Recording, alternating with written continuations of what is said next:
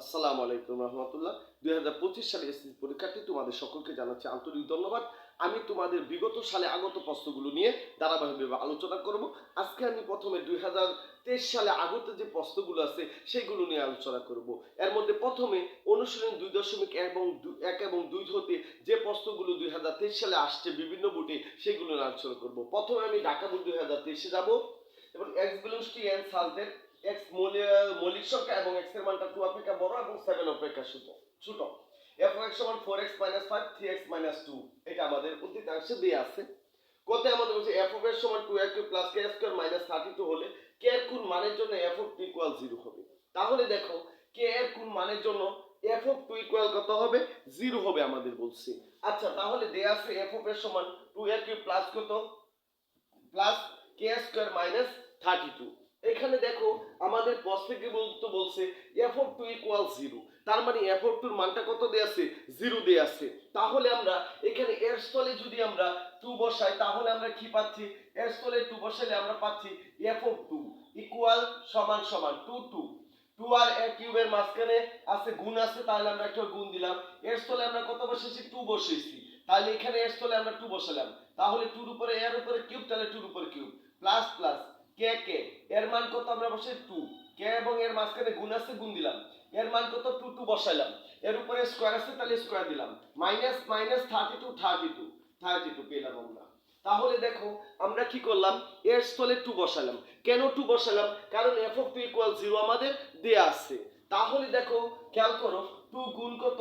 2 cube কত হচ্ছে? 2 cube হচ্ছে 3টা 2 গুণ করলে 3টা 2 যদি আমরা গুণ করি 2 দুগুণে 4, 4 দুগুণে কত হবে? 8, অর্থাৎ 8 হবে। 8 প্লাস কে 8 এর 2 স্কয়ার কত হচ্ছে? 4 মাইনাস 32 আমরা এই 8 দুগুণে 16 16 প্লাস 4 আর কে গুণ করলে 4k মাইনাস 32। তাহলে আমরা 4k কে যদি নিয়ে 4k এই যে মাইনাসের 32 থেকে প্লাসের 16 যদি বাদ দেই তাহলে আমরা কি পাবো?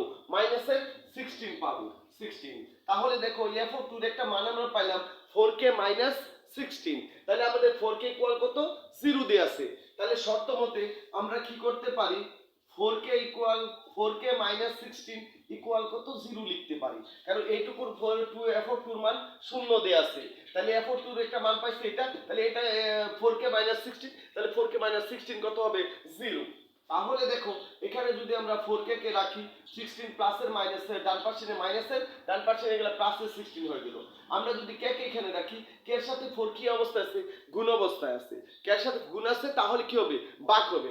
অথবা 4 এর সাথে কে গুণ অবস্থায় 4 কে 4টা কে যদি 16 হয় তাহলে একটা কি হবে? কম হবে। কম হলে কি হবে? ভাগ হবে। তাহলে 16 কে যদি আমরা 4 দ্বারা ভাগ করি 4 4 16 4, অর্থাৎ কে সমান কত পাইলাম? 4। তাহলে কে এর মান 4 এর জন্য f(2 = কত হবে? 0 হবে। তা আশা করি তোমরা অঙ্কটা বুঝতে পারছো। আমরা খ নম্বর অঙ্কটা যদি খেয়াল করি, আমাদের বলছে পি অফ এ নির্ণয় করে দেখাও যে এর সেটের উপাদান সংখ্যা n হলে পি অফ এর উপাদান সংখ্যা 2 টু n কে সমর্থন করে। তাহলে দেখো এর মান আগে আমাদের কি লাগবে? এর মানটা লাগবে। আমরা কি এর মানটা জানি? দেখো এর মান আমাদের একটা সেট গঠন পদ্ধতিতে একটা মান দিয়ে আছে। তাহলে একে আমরা আগে তালিকা পদ্ধতিতে প্রকাশ করি। দেয়া আছে আমাদের এর সমান কত? এর সমান x belongs to n such that x মৌলিক সংখ্যা এবং x এর মানটা কত হচ্ছে? এবং x এর মানটা 2 অপেক্ষা x বড় অথবা সমান, 7 অপেক্ষা ছোট অথবা সমান। তাহলে দেখো x টা কি হবে? মৌলিক সংখ্যা হবে। মৌলিক সংখ্যা কোনগুলো? যে সংখ্যাকে এক এবং ওই সংখ্যা ছাড়া অন্য কোনো সংখ্যা দ্বারা ভাগ করা যায় না, অথবা যে এক থেকে বড় যে সকল সংখ্যার গুণনীয়ক এক এবং ওই সংখ্যা তাকে মৌলিক সংখ্যা বলে। তাহলে দেখো এখানে যে 2 থেকে 7 এর মধ্যে যে মৌলিক সংখ্যাগুলো আছে, 2 হলো একটা মৌলিক সংখ্যা, 4 কিন্তু মৌলিক সংখ্যা না, তাহলে 4 হচ্ছে, 3 একটা মৌলিক সংখ্যা, 3 হলো, 5 একটি মৌলিক সংখ্যা, 5 হলো, 7 একটি মৌলিক সংখ্যা, 7 হলো। তাহলে দেখো আমাদের 2 থেকে বড় এবং 7 থেকে ছোট যে মৌলিক 2 থেকে বড় অথবা সমান, 7 থেকে ছোট অথবা সমান মৌলিক সংখ্যা পেলাম আমরা 2 3 5 7। এখানে 2 থেকে বড় অথবা সমান বলছে, তার জন্য কিন্তু আমরা 2 নিচ্ছি। যদি এখানে সমান না থাকতো তাহলে কিন্তু আমরা 2 নিতে পারতাম না। এখানে 7 থেকে ছোট অথবা সমান বলছে, তার জন্য আমরা 7 নিলাম, এ পেলাম। এখন আমাদের বলছে পি অফ এ নির্ণয় করে দেখাইতে বলছে। তাহলে আমরা পি অফ এ নির্ণয় করি। তাহলে পি অফ এ মানে কি হচ্ছে? এ সেটের উপসেট সংখ্যা, পাওয়ার সেট, শক্তি সেট, অর্থাৎ আমরা এ সেট থেকে যতগুলো সেট গঠন করতে পারবো ওই সবগুলো সেট নিয়ে যে সেটটা গঠিত হবে তাকে বলা হবে পাওয়ার সেট।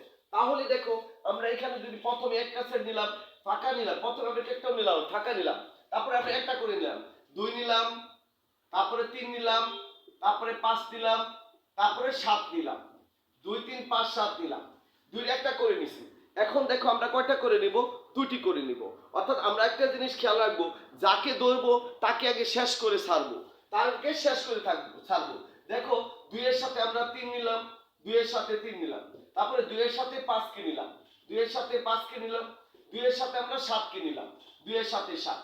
আবার দেখো তার পরবর্তীতে যদি আমরা যাই 2 বাদ, 2 এর সাথে কিন্তু আমরা কাউকে নিতে পারি না। তাহলে 3 এর সাথে দেখো আমরা নিলাম, 3 এর সাথে 5 কে নিলাম, 3 এর সাথে 5 নিলাম, 3 এর সাথে আমরা 7 কে নিলাম, 3 এর সাথে 7 কে নিলাম। আবার দেখো 3 এর সাথে আর কাউকে নিতে পারি না, তাহলে আমরা 3 বাদ দিল। 5 এর সাথে আমরা কি নিতে পারি, 7 কে নিতে পারি। দেখো আর কোনো কিন্তু উপাদান নেওয়া যাচ্ছে না, তাহলে দুটি করে নেওয়া যাচ্ছে না।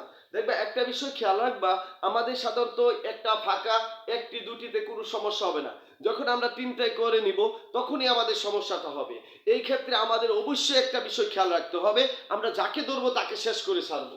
অর্থাৎ দেখো আমরা 2 কে নিব, 2 এর সাথে 3 কে নিলাম, 3 এর সাথে তাহলে 5, 2 3 5 নিলাম, 2 3 5 নিলাম আমরা। আচ্ছা 2 3 5 নিলাম, তাহলে আমরা 2 3 5 নিলাম, 2 3 5 এর সাথে দাও, 2 3 এর সাথে 5 নিলাম, 2 3 এর সাথে আমরা 7 কে নিলাম, 2 3 এর সাথে 7 কে নিলাম। আচ্ছা 2 3 এর সাথে আর কাউরে নেওয়া যা, 2 3 5 নিয়েছে, 2 3 7 নিয়েছে, আর নেওয়া যাচ্ছে না। তাহলে দেখো 3 বাদ দিলাম, আমরা 2 এর সাথে যাই, 2 এর সাথে 2 5 7 নেওয়া যায়। দেখো আমরা বলছিলাম যাকে ধরবো তাকে শেষ করব। অর্থাৎ 2 কে যে তুমি ধরেছো, 2 এর সাথে কতগুলো নেওয়া যাচ্ছে, যতগুলো নেওয়া যাবে আগে বিশ্বাস করতে হবে। 2 এর সাথে 3 5 নিলাম, 2 এর সাথে 3 5 7 নিলাম, 2 এর সাথে 5 7 নিলাম। এখন দেখো 2 এর সাথে আমরা 2 এর সাথে আর কাউকে নিতে পারছি না, তাহলে 3 4 5, 3 5 সরি 3 5 এবং 7 দিলাম। এখন দেখা আর 3টি করে নিতে পারি না, তাহলে এখন আমরা কয়টা নিব, 4টি করে নিব। 3 নিলাম, 2 নিলাম, 3 5 7, আমরা 3টি নিলাম, সবগুলো নিলাম। তাহলে দেখো এখন এটাকে যদি আমরা একটা সেকেন্ড ব্র্যাকেট দিয়ে দেই, একটা সেকেন্ড ব্র্যাকেট দিয়ে দিলাম, তাহলে আমরা কি পেয়ে গেলাম, পি অফ এ পেয়ে গেলাম। পি অফ এ দেখো আমরা কয়টা উপাদান আছে, 1 2 3 4 5 6 7 8 9 10 11 12 13 14 15 16, আমরা 16টি উপাদান পেলাম। অর্থাৎ সুতরাং পি অফ এ এর উপাদান সংখ্যা, পি অফ এ এর উপাদান সংখ্যা কত পেলাম আমরা, উপাদান সংখ্যা সমান 16, আমরা 16 উপাদান পেলাম। আবার দেখো এ এর উপাদান সংখ্যা কত, এর উপাদান সংখ্যা কত হচ্ছে আমাদের, উপাদান সংখ্যা এর উপাদান সংখ্যা n সমান কত পাচ্ছি আমরা, n সমান হচ্ছে আমাদের কত, এর উপাদান 1 2 3 4, এর উপাদান কত পেলাম 4টা। তাহলে দেখো দেখো পি অফ এর উপাদান সংখ্যা, পি অফ এর উপাদান সংখ্যা কত হবে, 2 টু দি পাওয়ার n হবে। অর্থাৎ দেখো 2 এর উপরে n এর মান কত, 4 বসালাম, 2 টু দি 4 কত হবে 16। তাহলে দেখো পি এর উপাদান কত পেলাম আমরা, সূত্রের সাহায্যে পেলাম 16। অর্থাৎ কোনো একটা সেটের উপাদান যদি n হয়, ওই সেটের উপর শেষ সংখ্যা হবে, পাওয়ার শেষ সংখ্যা হবে 2 টু দি পাওয়ার n। তাহলে আমরা কি সূত্রের সাহায্যে পেলাম, আমরা এইভাবে পেলাম 16, এইভাবে আমরা উপাদান নির্ণয় করে পেলাম 16। তাহলে মিলে গেল। তাহলে আমরা বলতে পারি পি অফ এর উপাদান সংখ্যা, পি অফ এর উপাদান সংখ্যা 2 টু দি পাওয়ার n দেখানো হলো আমাদের। উপাদান সংখ্যা 2 to the power n K, 2 to the power n কে সমর্থন করে, 2 টু দি পাওয়ার n কে সমর্থন করে। তাহলে আমাদের দেখো অঙ্কটি হয়ে গেল। আশা করি তোমরা অঙ্কটা বুঝতে পারছো। আমরা গ নম্বর অঙ্কটা দেখি। গ নম্বর অঙ্কে আমাদের কি বলেছে, গ নম্বর অঙ্কে বলেছে f of x inverse plus 1 f of x inverse minus 1 সমান 2 বলে। অর্থাৎ এইটুকুর মান 2 দিয়ে আছে, তোমাকে x এর মানটা বের করতে বলছে। তাহলে দেখো আমাদের উপরের সাথে কি দিয়ে আছে, f of x দিয়ে আছে। তাহলে f of x ইকুয়াল কত, আমাদের দেওয়া আছে f of x ইকুয়াল কত, f of x equal to 4x minus 5 by 3x minus 2। তাহলে খেয়াল করো আমরা যদি x ইনভার্স বলছি, x ইনভার্স, তাহলে x এর স্থলে আমরা কি করি, x ইনভার্স বসিয়ে দিই। f of x ইনভার্স আমরা x এর স্থলে x ইনভার্স বসাইলাম, অর্থাৎ সমান সমান এখানে দাও 4 ইনটু কত, x ইনভার্স প্লাস মাইনাস কত হচ্ছে 5, আমরা x এর স্থলে কি বসাইলাম, x ইনভার্স বসাইলাম। তাহলে 3, x এর স্থলে আমরা কি বসাইলাম, x ইনভার্স বসাইলাম। -2। দেখো এ ইনভার্স মানে কি, আমরা কিন্তু আমাদের অনুশীলন 4.1 এ সূচকের একটা সূত্র a to the power -m m A inverse কত হচ্ছে, ইনভার্সের জন্য আমরা এই বিষয়গুলো 4.1 অনুশীলনতে আমরা করছি। মানে উপরে 1 নিচে একটা 1 এ চলে আসবে, এ টু দি -2 হলে মাইনাসের উপর নিচে করে চলে আসবে স্কয়ার, অর্থাৎ -2 উঠে যাবে। এ টু দি -3 হলে মাইনাসের উপর 1 চলে যাবে, চলে আসবে একই প্লাস একই হয়ে যাবে 1/একই। অর্থাৎ তাহলে x ইনভার্সটা আমরা ইনভার্সের জন্য 4 4 রাখলাম গুণ x এর জন্য ইনভার্সের জন্য উপরে কাউন্ট দিলাম, নিচে x -5 3 x এর স্থলে আমরা উপরে একটা 1 বসালাম, নিচে চলে আসবে কত আমাদের x -2। এখন দেখো এখানে কি আছে, 4 গুণ 4 ইনটু কত আছে 1/x। তাহলে 4 এর সাথে দেখো গুণ মানে হচ্ছে কাটাকাটি করা, গুণ মানে কি করতে হবে আমাদের কাটাকাটি করতে হবে। যদি কাটাকাটি না যায় তাহলে উপরে উপরে গুণ করব, নিচে নিচে গুণ করব। তাহলে যে 4 কে x এর সাথে 1 এর সাথে গুণ 4 আর x গুণ করলে x -5, এখানে 3 নিচে 1 3 একে 3 3 1 যা 3 আর কত হচ্ছে x একে x মাইনাস কত পাইলাম 2। আচ্ছা দেখো এখন x এর নিচে কি আছে 1, 5 এর নিচে একটা 1 আছে, আবার 2 নিচে কি আছে একটা 1 আছে। আমরা যদি করি 1 আর x এর লসাগু কত হচ্ছে x পেলাম। তাহলে কারণ আমাদের ভগ্নাংশে যোগ বিয়োগ করতে গেলে কি করতে হবে, আগে হরগুলো লসাগু করতে হবে। আমাদের কিন্তু বিষয়টা খেয়াল রাখতে হবে যে ভগ্নাংশে যোগ বিয়োগ যদি আমরা করতে চাই তাহলে হরগুলো আমাদের আগে লসাগু করতে হবে। তাহলে x আর 1 এর লসাগু কত হচ্ছে x, x আর 1 এর লসাগু কত হবে x হবে।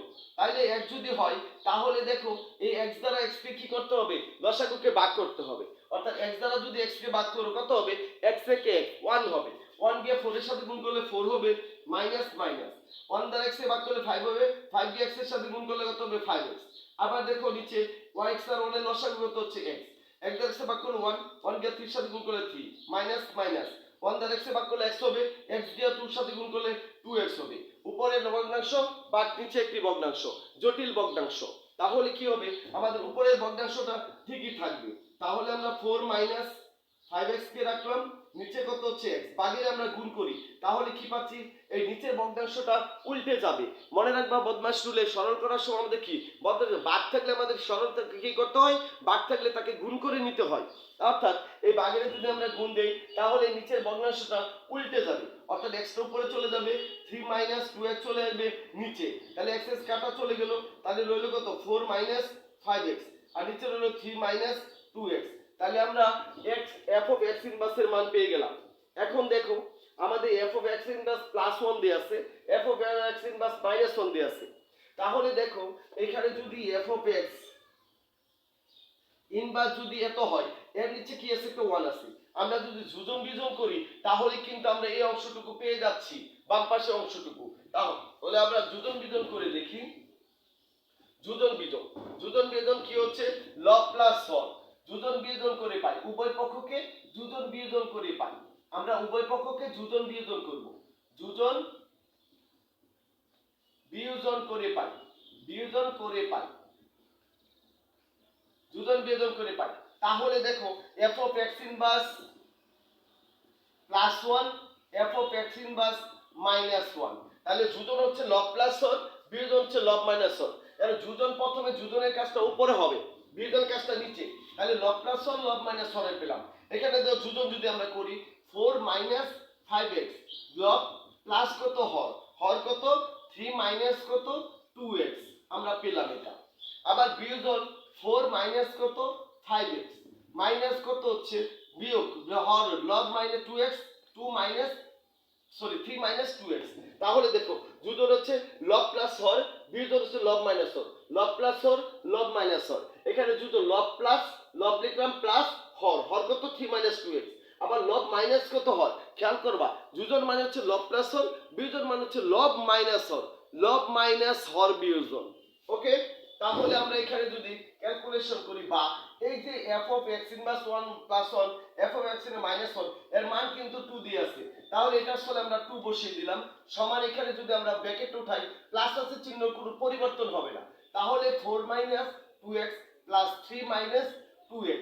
দেখো আমরা যদি প্লাস চিহ্ন থাকে তাহলে ব্র্যাকেটের কোনো পরিবর্তন হয় না, কিন্তু মাইনাস যদি থাকে তাহলে ব্র্যাকেটের পরিবর্তন হবে, চিহ্নগুলো পরিবর্তন হবে, পাল্টে যাবে। তাহলে দেখো এটা প্লাস আছে চিহ্ন কোনো 4 5x, এখানে দাও মাইনাস আছে তাহলে চিহ্নগুলি পাল্টে যাবে, প্লাসের 3 হয়ে যাবে মাইনাসের 3, মাইনাসের 2x হয়ে যাবে প্লাসের 2x। তাহলে খেয়াল করো এখানে দেখো আমরা কি পাচ্ছি, প্লাসের 4 আর প্লাসের 3 কত হচ্ছে প্লাসের 7, এখানে 5x minus 5x minus 2x, তাহলে মাইনাস হলো আমাদের 7x। এখানে দেখো প্লাসের 3 4 মাইনাসের 3, তাহলে প্লাসে থাকে কত 1, মাইনাসের 3x প্লাসের হলো 2x, তাহলে মাইনাসের 5x থেকে যদি আমরা প্লাসের 2x বাদ দিই তাহলে আমরা পাবো কি মাইনাসের 3x। এখন দেখো বাম পাশে আমাদের 7 আর 2 আছে। এখন দেখো এই যে সমান চিহ্ন আছে এর নিচে কি একটা 1, সমান মানে কি, সমান থাকলে আমরা আড়াআড়ি গুণ করব, সমান থাকলে আমরা কি করব আড়াআড়ি গুণ, ক্রস গুণন হবে। তাহলে আমরা যদি বাম পাশের এইটা উপরেরটা এই পাশে বাম পাশের লব ডান পাশে হরের সাথে গুণ, তাহলে 2 গুণ হলো 1 মাইনাস 3x এর সাথে, 1 দিয়ে গুণ হলো 7 মাইনাস 7x এর সাথে, বা আমরা যদি এখানে 2 দ্বারা গুণ করি 2 গিয়ে এটার সাথে গুণ, অর্থাৎ 2 প্রথমে গিয়ে 1 এর সাথে গুণ হবে, 2 পরে 3x এর সাথে গুণ হবে, 2 গিয়ে 1 এর সাথে 2 একে 2 1 যা 2, 2 গিয়ে 3x এর 6x, 3 দুগুণে 6 6x হলো সমান 7 মাইনাস 7x।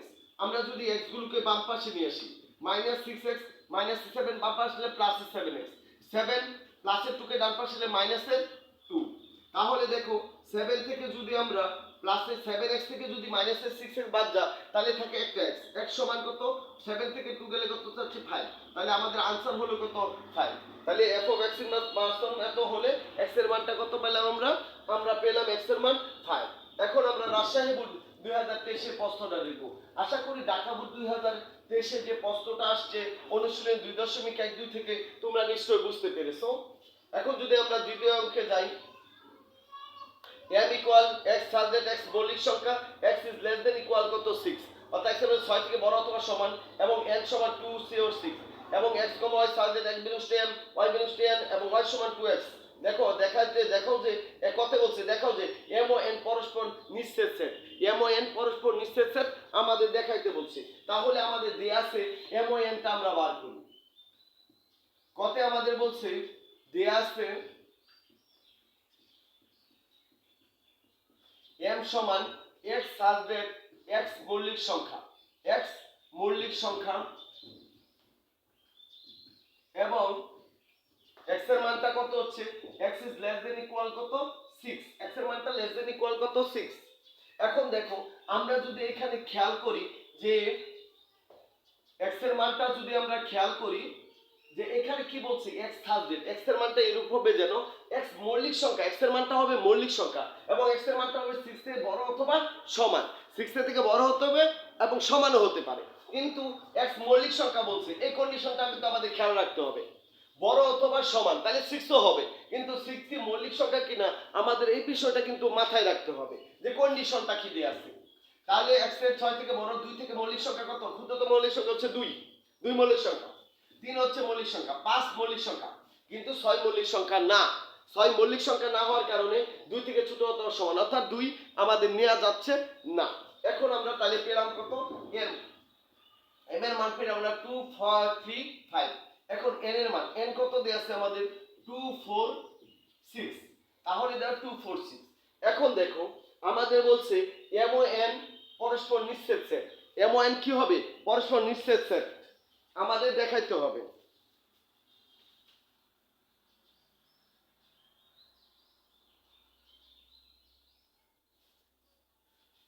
সরি, প্রশ্নটা বলছে m ও n সেট পরস্পর নিঃছেদ সেট নয়, এটা দেখাইতে হবে।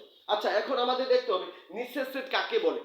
দুইটা নিঃছেদ সেট হচ্ছে দুটি সেটের মধ্যে যদি কোনো সাধারণ উপাদান না থাকে, অর্থাৎ দুইটা সেটের মধ্যে যদি কোনো কমন উপাদান না থাকে তাহলে ওই সেট দুটিকে নিঃছেদ সেট বলা হয়, নিঃছেদ সেট বলা হয়। তাহলে দেখো আমরা m ইন্টারসেকশন n বার করি, কমন উপাদান বার করব কোথায়, ইন্টারসেকশন করলে কিন্তু আমরা কমন উপাদানটা পাই। এ ও বির মধ্যে যদি কোনো কমন উপাদান না থাকে, কমন উপাদান যদি না থাকে তাহলে ওই সেট দুটিকে নিঃছেদ সেট বলে। তাহলে আমরা m এর মান 2 3 5, 2 3 5 ইন্টারসেকশন n এর মান 2 4 6। দেখো এখানে কি ইন্টারসেকশন, ইন্টারসেকশন মানে কমন মান, যে মানটা সব জায়গায় আছে সেই মানটা গ্রহণযোগ্য হবে। তাহলে এখানে দেখো 2 আছে, এই দ্বিতীয় সেটে 2 আছে, m এ 2 আছে n এ 2 আছে, তাহলে এই সেটের উপাদান হচ্ছে 2, অর্থাৎ যেহেতু MON এর উপাদান আমরা ফাঁকা সেট পাইনি, অর্থাৎ কমন উপাদান পেয়েছি, তাহলে এটা নিঃশেষ সেট নয়। যদি কমন উপাদান না পেতাম, অর্থাৎ কোনো কমন উপাদান থাকতো না, এই না আমরা ফাঁকা সেট পাইতাম M ইন্টারসেকশন N, তাহলে এটা হতো নিঃশেষ সেট। তাহলে যেহেতু ফাঁকা হয়নি, সেহেতু MON পরস্পর নিঃশেষ সেট নয়। MON পরস্পর নিঃশেষ সেট নয়, পরস্পর নিঃশেষ সেট নয়। আশা করি তোমরা বুঝতে পারছো। তাহলে নিঃশেষ সেট হতে হলে এখানে কি হতে হবে? ফাঁকা হতে হবে। যদি ফাঁকা হয় তাহলে নিঃশেষ সেট হবে, ফাঁকা নয় তার জন্য নিঃশেষ সেট নয়। আমরা আশা করি তোমরা অঙ্কটা বুঝতে পারছো। আমরা খ নম্বর অঙ্কটা যাই। দেখো যে M union N, M union N সমান M বাদ N ইউনিয়ন M বাদ N union M intersection N। তাহলে আমরা আগে এখানে ব্র্যাকেটের ভিতরের অংশগুলো আগে করে নিই। তাহলে দেখো আমরা খর জন্য আমরা কি ক হতে পাইছি, ক হতে পাই n ইকুয়াল কত পাইছি আমরা 2 3 এবং 5 পেয়েছি। n কত দেয়া আছে আমাদের 2 4 6 2 4 6। এখন আমরা m বাদ n নির্ণয় করব। m বাদ n, m বাদ n, সুতরাং m বাদ n আমরা m এর মানটা বসাই 2 3 5 ইন্টারসেকশন বাদ n এর মান কত 2 4 6। কমন মানে কি বাদ করব, বাদ মানে যেটা মিলে যাবে সেই সেটটা বাদ চলে যাবে। দেখো এখানে 2 আছে, এই জায়গায় 2 আছে, তার মানে 2 মিলে গেছে, তাহলে এই 2 বাদ। তাহলে কত থাকতেছে প্রথম সেটে 3 5, এটা কিন্তু আমাদের আনসার হবে। এই দ্বিতীয় সেটে কি আছে সেটা দেখার বিষয় না। দ্বিতীয় সেটে যে উপাদানগুলো থাকবে, এই উপাদানগুলোর মধ্যে থেকে যে উপাদানটি প্রথম সেটের উপাদানের সাথে মিলে যাবে সেটা বাদ চলে যাবে। যেহেতু 2 মিলে গেছে তাহলে 2 বাদ, তাহলে রইল কত 3 5। যদি সব মিলে যেত সব বাদ হয়ে যেত, যেমন এইরকম যদি হতো 2 3 5 আছে, তারপরে একটা সেট দেয়া আছে বাদ 2 3 5 7 দিয়ে আছে, তাহলে 2 3 5 সব মিলে গেছে, তাহলে ফাঁকা হয়ে যেত আনসার। তার মানে সব মিলে গেছে, সব বাদ গেছে, প্রথম সেটে কোনো উপাদান অবশিষ্ট নাই, তার মানে এই সেটের উপাদান হবে ফাঁকা। আবার যদি এরকম হয় প্রথম সেটে যে উপাদানগুলো আছে দ্বিতীয় সেটে উপাদান 4 6 8 আছে, দেখো কোনো উপাদানই মিল নাই, কোনো উপাদানই বাদ দেওয়া যাচ্ছে না, তার মানে কি হবে প্রথম সেটের উপাদানগুলো হবে তোমার এই সেটের বাদ করলে যা পাবে এটা পাবো, হবে আনসারটা। ওই সেটের উপাদানটা বাদ যায়নি, তার মানে এটা হচ্ছে আনসার। তাহলে দেখো আমরা বাদ পেলাম, বাদ দিই। এখন আমাদের বলছে n বাদ m, n বাদ m, তাহলে n বাদ m কে আমরা করি m এ বাদ n, তাহলে n এর মান হচ্ছে 2 4 6, বাদ হচ্ছে কত m, m এর মান হচ্ছে 2 3 5। তাহলে দেখো 2 মিলে গেছে 2 মিলে গেছে, 2 বাদ চলে গেল, তাহলে আমাদের রইল কত 4 এবং 6। তাহলে প্রথম সেট উপাদান 4 6 রয়েছে, এটা হলো আমাদের বাদ, m বাদ n এর মান আমরা পেয়ে গেলাম, m বাদ n এর মান পেলাম। আবার কি বলছে m intersection n, m intersection n আমরা বার করি, m ইন্টারসেকশন n আমরা যদি বার করি m ইন্টারসেকশন n পেলাম কত, m মান বসাই আমরা, m এর মান কত 2 3 5, ইন্টারসেকশন n এর মান হচ্ছে 2 4 6, 2 4 6। ইন্টারসেকশন মানে কমন মান, যে মানটা সব জায়গায় আছে সেই মানটা গ্রহণযোগ্য হবে। তাও হলে খেয়াল করো এখানে 2 আছে, প্রথম m এ 2 আছে n এ 2 আছে, অর্থাৎ প্রথম সেটের উপাদান 2, দ্বিতীয় সেটের উপাদান 2, 2 কি সব জায়গায় কমন আছে, তাহলে 2 হলো এই সেটের উপাদান। আমরা পেয়ে গেলাম m বাদ n 2 পেলাম। এখন আমরা চলে যাই আমাদের প্রথমে বাম পক্ষ, দেখাইতে হচ্ছে বাম পক্ষে m ইউনিয়ন n, তাহলে আমরা বাম পক্ষটা করে ফেলি। বাম পক্ষ আমাদের কি দেয়া আছে আমরা মনে রাখবো, এটা কাকে মানটা দেয়া আছে m by a union b, সুতরাং লেফট হ্যান্ড সাইড আমাদের হচ্ছে m ইউনিয়ন n, m এর মানটা কত আমাদের 2 3 5, ইউনিয়ন n এর মান কত হচ্ছে 2 4 6। তাহলে দেখো এখানে ইউনিয়ন মানে সংযোগ মানে কি দুটা সেটের সকল উপাদান নিয়ে গঠিত সেটকে বলা হয় সংযোগ সেট। তার মানে এই দেখো 2 আসবে, আমাদের 2 আছে 2 আছে, দুটা 2 থেকে একটা 2 এলো, 3 আছে এখানে 3 নাই তাহলে 3 আসবে, 4 আছে এখানে 4 নাই 4 আসবে, 5 এখানে আছে 5 নেই তাহলে 5 আসবে, 6 এখানে 6 আছে 6 আসবে। তাহলে দেখো আমরা a union b m union n পেয়ে গেলাম 2 3 4 5 6। এখন আমরা যাব রাইট হ্যান্ড সাইডে যদি যাই আমরা কি পাচ্ছি m বাদ n ইউনিয়ন n বাদ m union m intersection n। তাহলে দেখো আমরা যে মানগুলো পেয়েছিলাম m বাদ n এর মান পেয়েছিলাম আমরা কত 3 এবং 5, ইউনিয়ন n বাদ m এর মান আমরা পেয়েছিলাম 2 4 6, এবং ইউনিয়ন m ইন্টারসেকশন এর মান পেয়েছিলাম আমরা 2, অর্থাৎ যদি আমরা এই সেটগুলোকে ইউনিয়ন করি, ইউনিয়ন করলে কি আসবে? সবগুলো উপাদান আসবে। অর্থাৎ 2 আছে 2 আসবে, 3 আছে 3 নাই 3 আসবে, 4 আছে 4 নাই 4 আসবে, 5 আছে 5 আসবে, 6 আসবে। অর্থাৎ এই দুটা সেটের সবগুলো সেটের মধ্যে যে উপাদানগুলো আছে সবগুলো উপাদান আসবে। তবে কন্ডিশন হচ্ছে একটা উপাদান একাধিকবার আসবে না। আশা করি তোমরা অঙ্কটা বুঝতে পারছো। বামপক্ষ ডানপক্ষ মিলছে, তাহলে লেফট হ্যান্ড সাইড ইকুয়াল কত? Right hand side. আমরা বলতে পারি, দেখাইতে বলছে, তাহলে শোন আমাদের অঙ্কটি হয়ে গেল। এখন আমরা যাব ঘ নম্বর অঙ্কটা। ঘ নম্বর অঙ্কে আমাদের বলেছে যে আর অন্যটিকে তালিকা পদ্ধতিতে প্রকাশ করে তার ডোমেন ও রেঞ্জ নির্ণয় করো। তাহলে আর যে অন্যটা দেয়া আছে আমাদের আর ইকুয়াল x, সাইডেড m belongs to n, y belongs to n, x belongs to m, y belongs to n এবং y equal to x। তাহলে আমরা গ দেয়া আছে আমাদের m n আগে m এবং n আছে অঙ্কের মধ্যে। তাহলে m আছে আমাদের কত? m হচ্ছে 2 3 5 এবং n কত পেয়েছি আমরা? 2 4 6।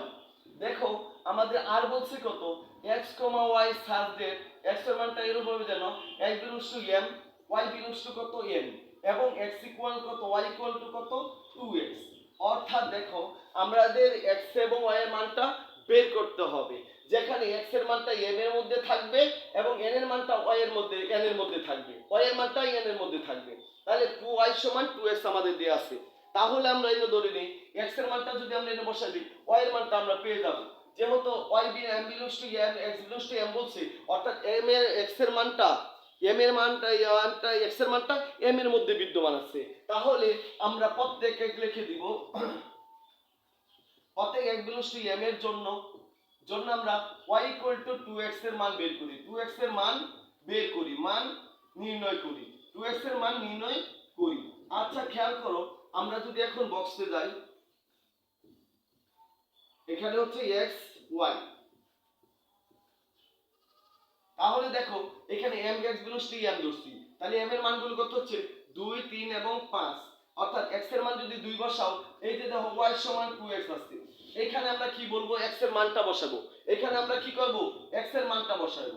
আচ্ছা x এর জায়গায় আমরা 2 যদি বসাই, তাহলে 2 দুগুণে কত হচ্ছে? 4। অর্থাৎ y এর মান পাইলাম 4।